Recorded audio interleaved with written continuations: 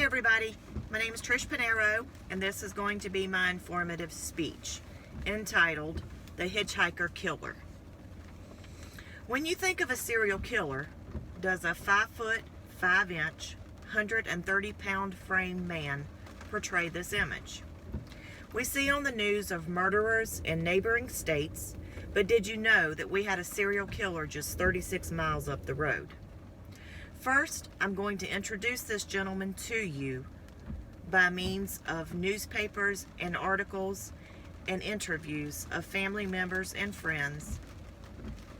Second, I will briefly describe his horrific events, and to conclude, I will summarize the final days of his life.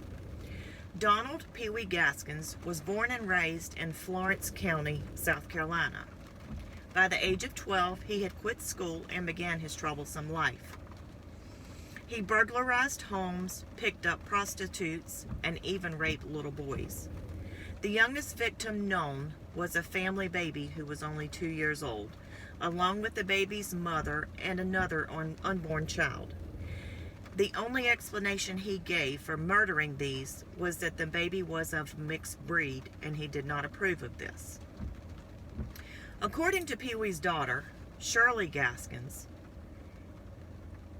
in an interview entitled The Hitchhiker's Killer, Pee Wee Gaskins, he survived off of blood. He was like a vampire. He lived off of killing people. This interview was presented by Real Crime, which was published on September 21st, 2019. According to the state newspaper, he had found and claimed 80 boys and girls along the highways in North Carolina and killed them. He considered this weekend recreation. They said he enjoyed just riding up and down the road, looking for hitchhikers, luring them in his vehicle, and then he would take them and do as he pleased and killed them. He loved killing people. Cliff LeBlanc of the state newspaper reported that in 1978, he confessed to murdering only 15 of these people and burying their corpses. He once told a judge in court, "There's quite a few bodies that never have been mentioned, but you've got enough for now."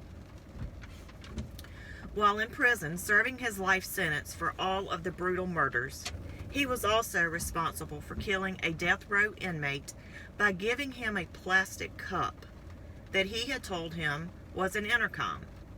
Inside this intercom, he had concocted a bomb and it exploded, which was a bomb that he made himself while in prison in the next cell to this guy. It blew the inmate's body to pieces.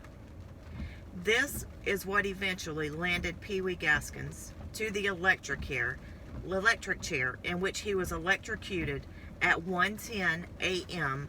on September 6, 1991. In conclusion, you never know who may be next door to you.